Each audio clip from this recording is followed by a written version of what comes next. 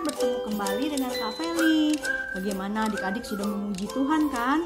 Tuhan pasti disenangkan karena pujian dan penyembahan adik-adik semua. Nah, sekarang waktunya Kakak mau bercerita tentang firman Tuhan, tentang tokoh-tokoh, salah satu tokoh yang ada di Alkitab. Nah, mana Alkitabnya kalian? Nah, di dalam Alkitab kita percaya bahwa Tuhan pasti melakukan segala sesuatu yang dahsyat, pekerjaan-pekerjaan yang dahsyat, dan kita percaya Dia tetap berkuasa dahulu, sekarang, selama-lamanya.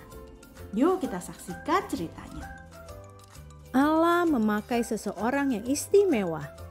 Orang ini bernama Musa. Allah memakai Musa untuk menolong bangsa Israel keluar dari bangsa Mesir yang jahat. Bangsa Mesir mempunyai seorang pemimpin, namanya Firaun.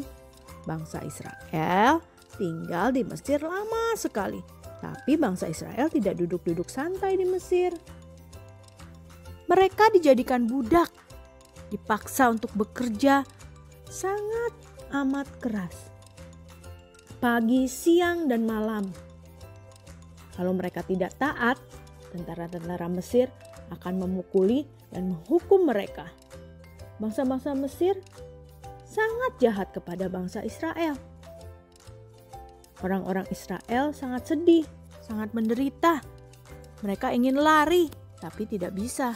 Setiap hari mereka berdoa, berteriak kepada Tuhan minta tolong. Tuhan, tolonglah kami. Kami ingin keluar dari Mesir.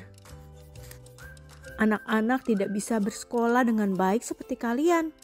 Tidak bisa makan enak, selalu takut setiap hari. Papa harus bekerja sangat keras, membangun bangunan yang besar untuk bangsa Mesir. Keadaan waktu itu tidak enak. Bangsa Israel sangat menderita. Allah mendengar teriakan orang Israel yang meminta tolong pada Allah. Allah mendengar doa-doa mereka. Allah tahu tangisan dan penderitaan mereka. Allah tahu, Allah sangat tahu. Allah punya rencana untuk bangsa Israel. Tidak selamanya bangsa Israel tinggal di Mesir. Allah juga mendengarkan doa-doa kalian. Allah tahu isi hati kalian. Allah tahu semua yang kamu lakukan di tempat-tempat tersembunyi. Allah memakai Musa untuk menolong bangsa Israel pada waktu itu. Allah memakai Musa untuk menggenapi rencananya. Musa mendatangi Firaun. Musa minta Firaun untuk membebaskan bangsa Israel. Tapi Firaun berkata, "Tidak." Musa mendatangi Firaun lagi. Firaun tetap berkata, "Tidak. Tidak, tidak, tidak." Bangsa Israel tidak boleh pergi kemanapun. Allah memberi 10 hukuman untuk Firaun dan seluruh orang Mesir. Hukuman itu disebut tulah. Allah benar-benar serius. Allah mau membebaskan bangsa Israel. Allah mau bangsa Israel keluar dari Mesir dan mulai hidup sungguh-sungguh dalam rencana Allah. Tapi Firaun berkata apa? Firaun berkata tidak, tidak. Wah, bisakah kita berkata tidak kepada Allah? Tentu tidak. Kalau Allah bilang ya, pasti ya. Lalu Allah menghukum Firaun dan rakyat Mesir. Allah mau menunjukkan bahwa tidak ada Allah lain selain Allah. Allah mau semua orang tahu bahwa hanya ada satu Allah yang besar, hanya ada satu Allah yang berkuasa, hanya ada satu Allah yang paling kuat. Air di seluruh Mesir menjadi darah. Orang Mesir tidak bisa mandi, tidak bisa minum, tidak bisa menyiram tanaman. Karena semua air menjadi darah. Lalu katak-katak memenuhi Mesir. Krok, krok, krok. Di tempat tidur ada katak, di ruang bermain penuh katak, di dalam kotak mainan ada katak, di lemari piring ada katak. Kemanapun mereka pergi ada katak yang sangat banyak. Tapi Firaun tetap berkata tidak. Bangsa Israel tidak boleh kemana-mana. Allah memberikan nyamuk-nyamuk yang sangat banyak. Bisakah kamu bayangkan seluruh tubuh bentol-bentol digigit nyamuk? Lalu ada lalat pikat.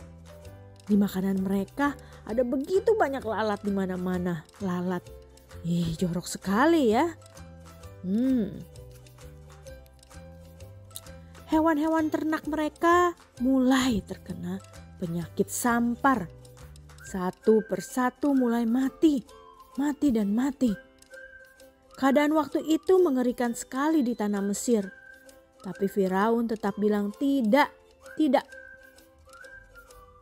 Bangsa Israel tidak boleh pergi kemana-mana. Allah mulai memberikan tulah yang berikutnya. Penyakit bara. Adakah di sini yang pernah kena bisul? Kulit-kulit yang orang Mesir mulai membengkak. Lalu ada nanah di dalamnya. Sakit sekali. Orang-orang Mesir menderita sekali karena tulah-tulah itu. Lalu turunlah hujan es. Tidak hanya dingin tapi juga sakit. Karena yang turun bukan salju yang indah yang kamu pernah lihat di TV. Tapi batu-batu es yang besar-besar. Setelah itu tulah berikutnya ada belalang di mana-mana. Menghancurkan seluruh hasil pertanian mereka. Tidak ada hasil pertanian yang bisa dimakan. Bisakah kalian bayangkan? Sangat amat mengerikan. Tapi Firaun tetap berkata tidak. Allah belum selesai menunjukkan kuasanya. Allah memberikan tulah berikutnya. Gelap gulita yang sangat gelap. Siang dan malam gelap sekali. Orang-orang tidak bisa bekerja, tidak bisa belajar karena semuanya gelap. Nah, tulah yang terakhir yang Allah berikan kepada bangsa Israel adalah kematian anak sulung. Tahukah kamu apa arti sulung? Sulung berarti yang pertama. Jadi, kalau kamu adalah anak yang lahir paling pertama, paling duluan di keluargamu, itu artinya kamu anak sulung. Zaman dahulu, anak sulung adalah harta yang sangat berharga bagi orang tua. Apalagi kalau anak sulung mereka laki-laki. Nah, Allah membunuh mereka semua. Allah mengambil harta mereka yang paling berharga, yaitu anak-anak sulung mereka. Anak sulung Firaun mati. Anak-anak sulung hewan pun mati. Malam itu, tangisan yang sangat hebat dan keras terjadi di seluruh tanah Mesir. Tidak ada ampun. Allah membunuh semua. Ya, semua anak sulung mati malam itu. Allah sedang menunjukkan kuasanya. Tahukah kamu kenapa Allah melakukan semua ini? Allah sedang menolong bangsa Israel. Allah sedang menunjukkan kuasanya yang sangat hebat. Allah mau semua orang tahu bahwa Allah sanggup menolong. Bangsa Israel tidak mengalami satu pun yang dialami bangsa Mesir. Allah menolong mereka. Allah menjagai mereka. Kalau adik-adik di sini ada yang sedih, mungkin dimarahi papa mama.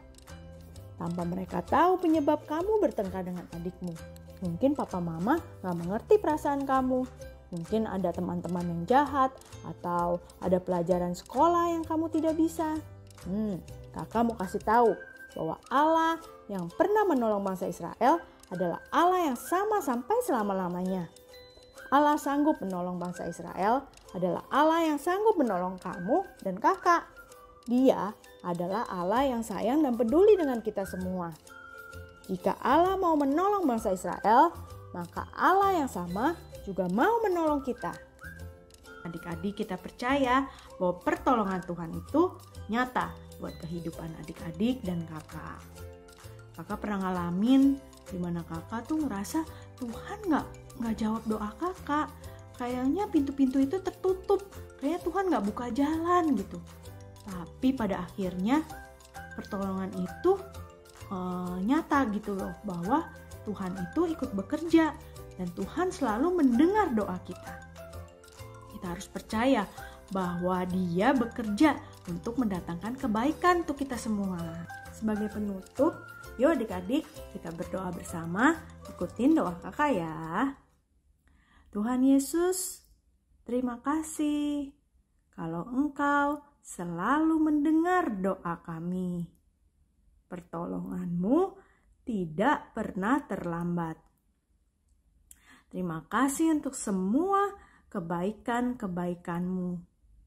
Kami percaya Engkau turut bekerja dalam segala hal.